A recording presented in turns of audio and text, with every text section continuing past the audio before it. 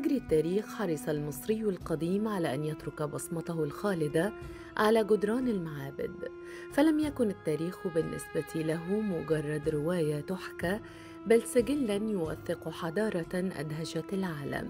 فقد حفظت لنا بردية تورين قائمة طويلة بأسماء الملوك وتعاقب الأسرات، كما دون الحياة اليومية والمعتقدات الخاصة، فبقيت شاهدة على عظمتهم حتى يومنا هذا.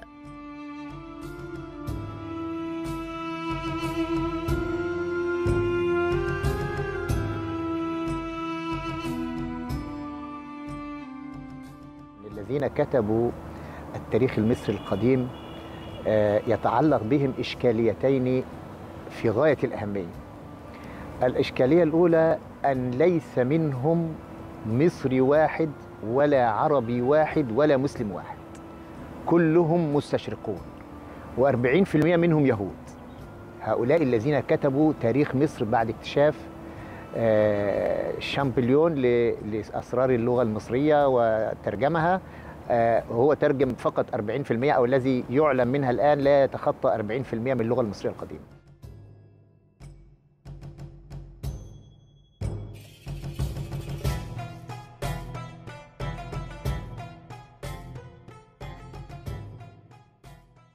إيجيبتانا جمعه الراهب مينتن السمنودي، ورواه الراهب أبيب النقادي، عبارة عن متن مقدس يروي قصة بثاق الآلهة وظهورها في مصر، مع ذكره لسلالة مصرية تواجدت حول وادي النيل وبدء ظهور الحضارة هناك.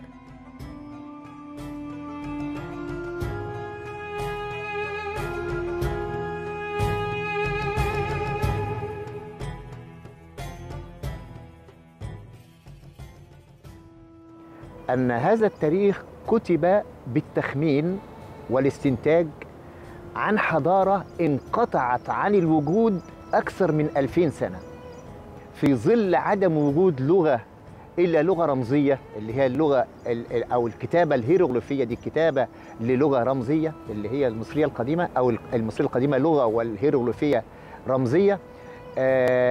والكتب التي كتبت عن هذه الحضارة هي كتاب واحد لمانتون السمنودي، كتاب الجبتانة، من 16 مجلد، وهذا الكتاب اختفى كله إما بالحرق أو السرقة في حريق مكتبة الإسكندرية بعد 46 سنة من الميلاد.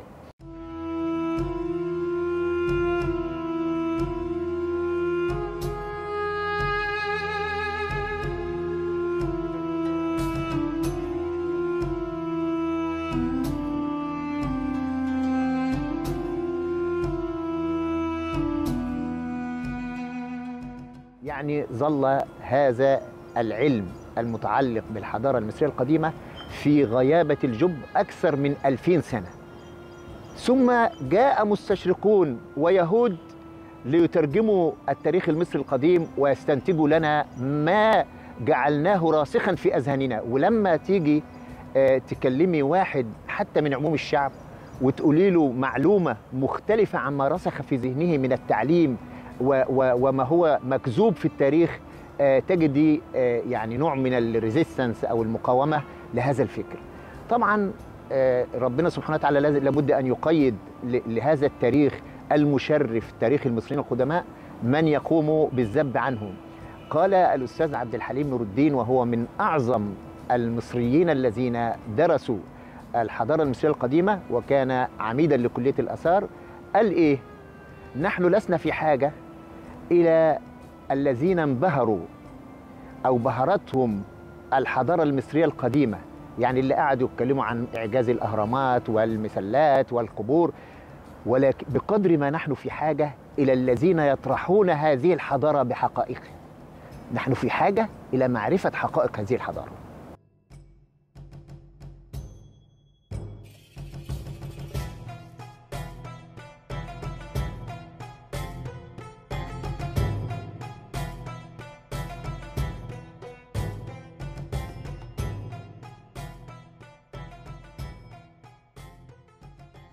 كتبوا هذا التاريخ بعد شامبليون، بعد الحملة الفرنسية، وظلوا يكتبون فيه إلى أن أنهوا ذلك. ومنهم بقى من المشاهير ماسبيرو، اللي هو تسمى باسمه مبنى ماسبيرو اللي هو التلفزيون، وهنري بريستد وولاس بيج وغيرهم كثيرون ممن كتبوا. لا يوجد اسم مصري واحد، وأنا ترجمت لكل الذين كتبوا هذه الحضارة ليس فيهم اسم مصري واحد.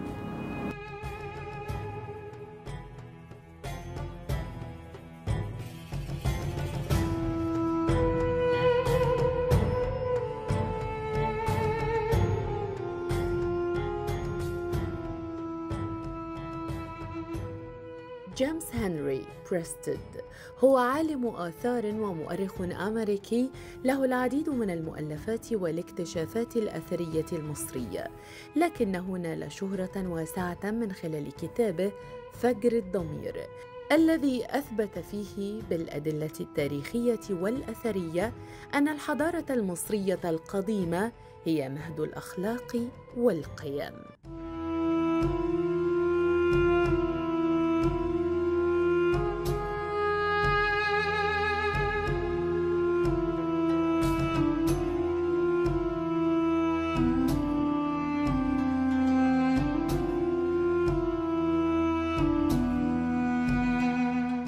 إذا تكلمنا عن أخطاء وتزوير في تاريخ الحضارة المصرية القديمة، فإننا نتكلم عن أمرين: الخطأ الغير مقصود أو الغير عمد، والخطأ الذي نتج عن عمد، يعني قصده كاتبه أن يزور في الحضارة المصرية القديمة. لو قلنا، مش هجيب من كلامي أنا، ولكن هجيب من كلام علماء المصريات الأجانب أو المستشرقون الذين كتبوا عن هذه الحضارة وشهدوا شهادة عن صحة ما كتب عن هذه الحضارة. هو أقول الأول الرجل يعني من أفخم وأعظم من كتبوا عنها، مش كلهم مغرضين، في جيمس هنري بريستد. ده راجل كتب أروع ما كتب عن الحضارة المصرية القديمة، كتب كتاب اسمه فجر الضمير. هذا الكتاب هو يعني أعظم ما كتب عن الحضارة المصرية القديمة، وقال فيه: الحضارة المصرية القديمة هي مهد الأخلاق والقيم والحضارة. هي مهد، يقصد عن العالم كله، الأخلاق والقيم والحضارة ومنبعها الذي انتشرت منه إلى كل العالم.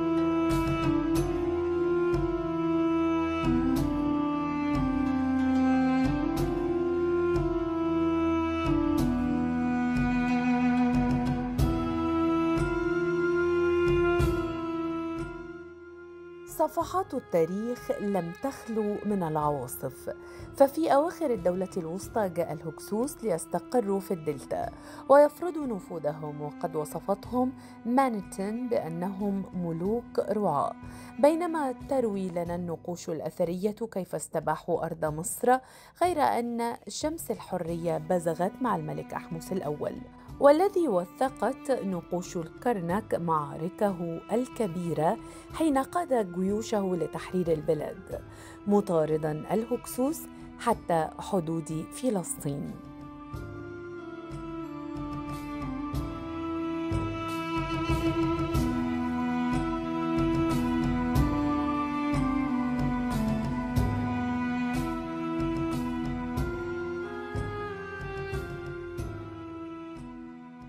الحياة المصرية القديمة والحضارة القديمة صاحبها كثير من الغزو والاحتلال لمصر، حتى أن بعض الغزاة احتلوا مصر كلها من أولها إلى آخرها. وهناك من الأسرة العشرين إلى الأسرة الثلاثين بيسموهم فترة في التاريخ المصري القديم فترة النفوذ الأجنبي. احتل مصر فيها الليبيون والنوبيون والفرس والإغريق وغيرهم، احتلوا مصر لمدة 10 أسر كاملة، يعني تلت فترة الحضارة المصرية القديمة. يعني لا يظن أحد أن الحضارة المصرية القديمة المتقدمة هذه كانت كلها واو، يعني لا، كان فيها فترات ضعف وفترات احتلال كمان. إنما أنا ليه ركزت على فترة الهكسوس بالذات، وهي لا تتجاوز 108 سنة في بعض الأقاويل أو 150 سنة في بعض الأقاويل. ليه؟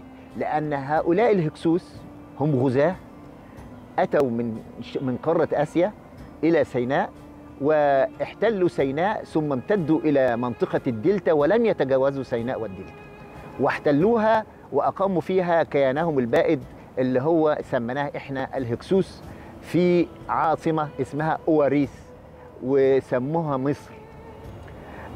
هؤلاء الهكسوس منهم أو آخر حكامهم فرعون اللعين. وهو أنا بقول ليه الهكسوس بالذات بقى؟ ما هي فترة 108 سنة ما تجيش حاجة بالنسبة ل 5619 سنة على حسب مانيتون، أو 3100 سنة على حسب علماء الآثار.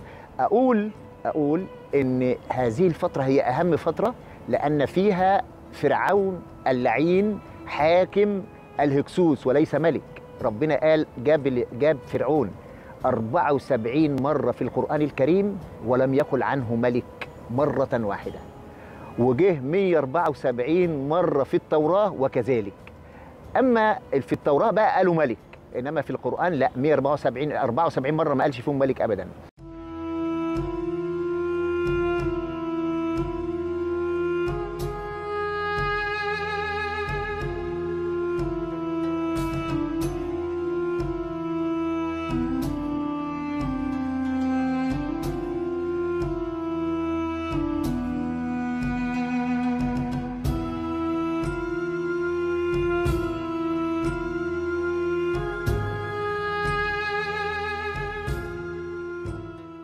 بعض الباحثين يرجحون أن فرعون هو رمسيس الثاني صاحب المعابد الضخمة في الأقصر وأبو سمبل، بينما يرى آخرون أنه ابنه مرنبتاح، استناداً إلى لوحته الشهيرة التي تعرف بلوحة إسرائيل والمحفوظة في المتحف المصري بالقاهرة.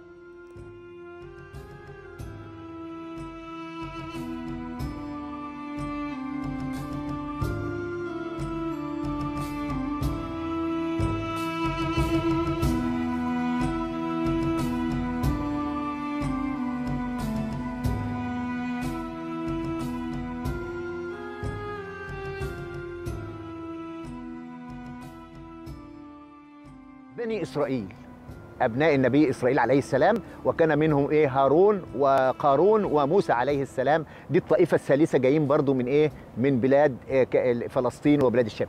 كل هؤلاء تجمعوا، بني إسرائيل جمعوا معاهم بحكم بحكم الطريق، بحكم الصحبة، ولم يكونوا على ما لديهم من عقيدة وفساد. بني إسرائيل أبناء نبي، وعاشوا معهم يعني مضطرين في منطقة اللي هم سموها الهكسوس.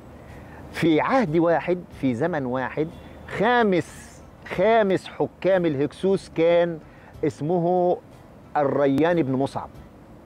الريان بن مصعب ده الاسم الحقيقي للرجل العربي الذي غزا مصر من العرب، اسمه الريان بن مصعب. وتلاحظي ان كلمة الريان ومصعب ابن فلان دي من صفات او من لغة العرب. اجتمع الريان بن مصعب اللي هو فرعون في وقت واحد مع هامان حاكم الكنعانيين، مع قارون اللي هو كان حاكم بني إسرائيل. ايه سر هذا التجمع؟ كان الآراميين أو العماليق يمثلوا القوة العسكرية، عددهم بطش، وكانوا إذا دخلوا على أمة أو قوم غزوهم ونكلوا بهم. هم كانوا عندهم وحشية في الحروب، وكانوا عندهم تكنولوجيا حربية متقدمة جدا.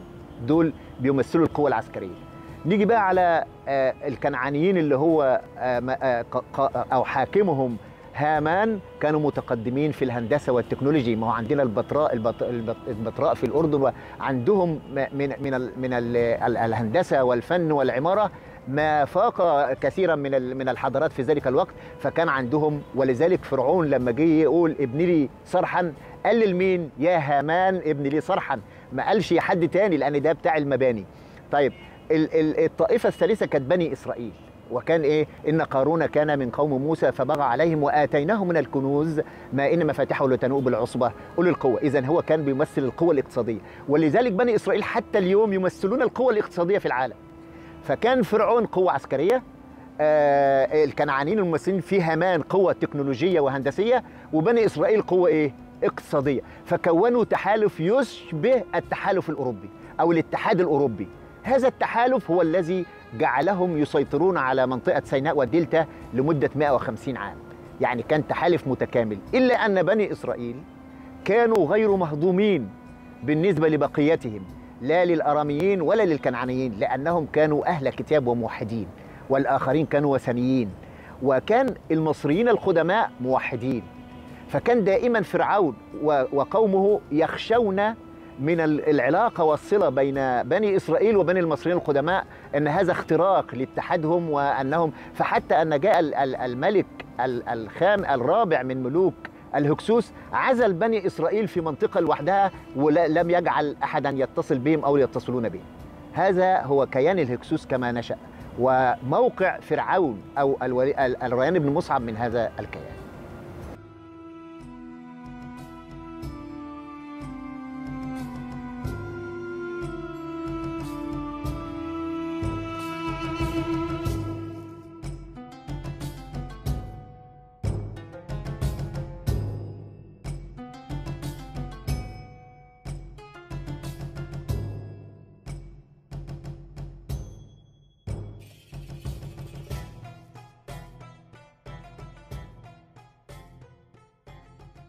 لقب فرعون تطور مع مرور الزمن، فقد كان في البداية يعني بر-أو، أي البيت العظيم، إشارة إلى مقر الحكم. ومع الدولة الحديثة تحول اللقب ليصبح مرادفاً لشخص الملك نفسه، رمزاً للهيبة والسلطة.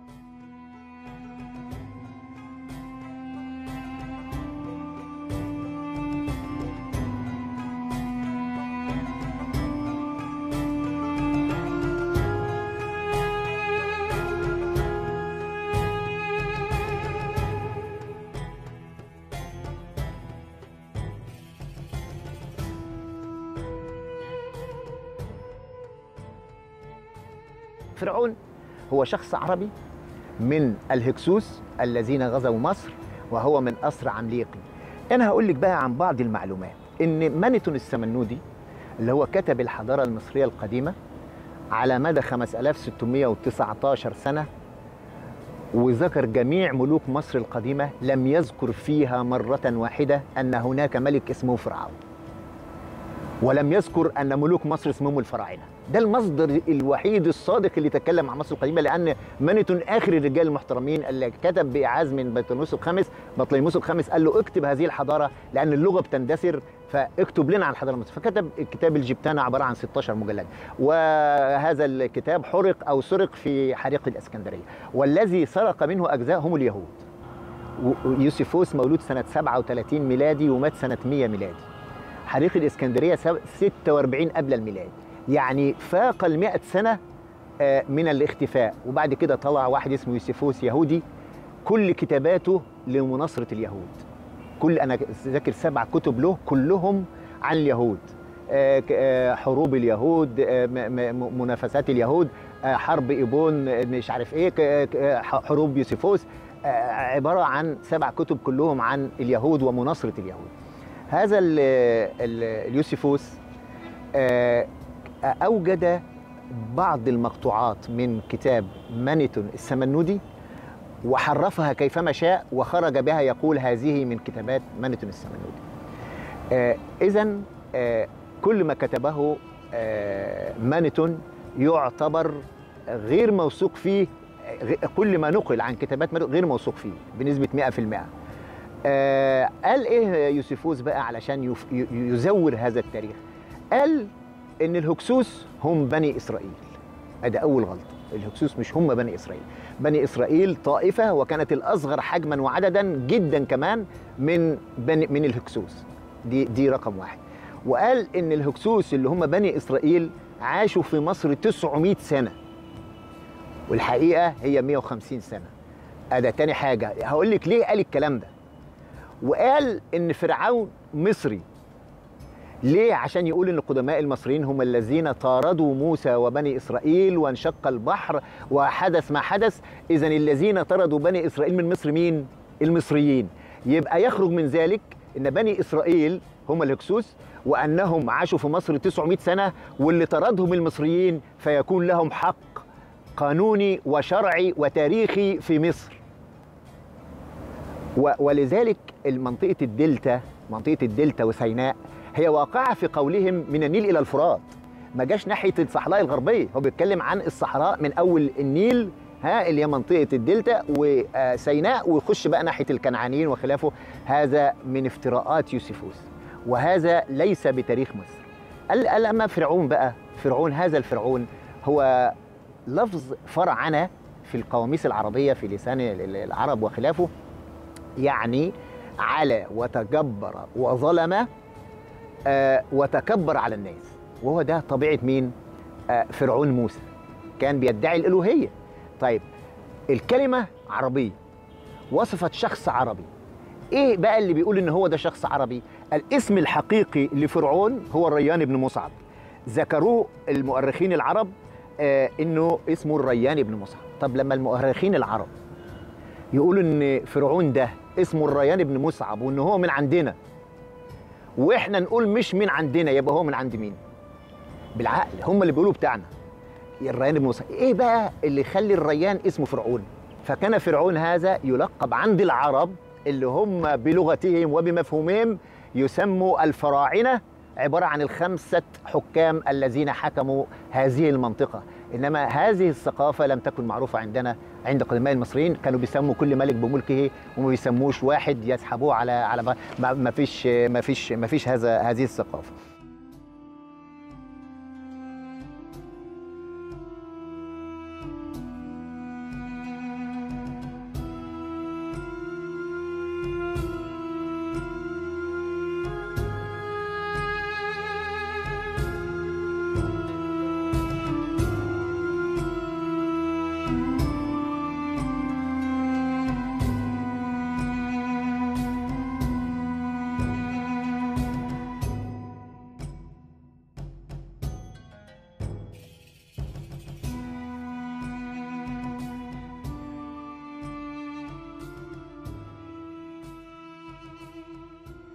في نهاية اللقاء أريد أن يعني أوجه المشاهد العزيز إلى أنه يقدر به لكي يحترم ويحب ويسعد بالانتماء إلى حضارة أجداده.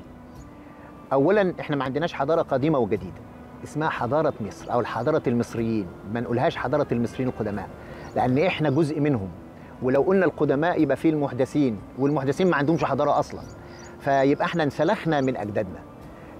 أن يؤمن ويبحث فيما يثبت أن أجداده موحدون وليسوا لديهم آلهة ولا مشركون ولا ظلمة ولا منهم فرعون ولا خلافه. وبأقول في كتابي هذا أستطيع أن أقول أن الأمة الوحيدة التي ولدت موحدة من لدن آدم عليه السلام إلى يومنا هذا هي أمة المصريين، الأمة الوحيدة، بما فيهم أجداد النبي صلى الله عليه وسلم كانوا مشركين، وفيهم اللات والعزى ومناة وود وسواع ويغوث ويعوق ونصر. هذه الأصنام وهذه الآلهة المزعومة لم تكن عندنا في قدماء المصريين، وليس هناك عندنا حاجة اسمها آلهة. وأنا مش دعاية لهذا الكتاب أكذوبة التاريخ، أنا بقول لو لم يكن عندك، أنا بقول للمثقف العادي مش للمتخصص، لو لم يكن عندك من معلومات فيما يخص الحضارة المصرية القديمة سوى كتاب الفراعنة أكذوبة التاريخ فإنه يكفي.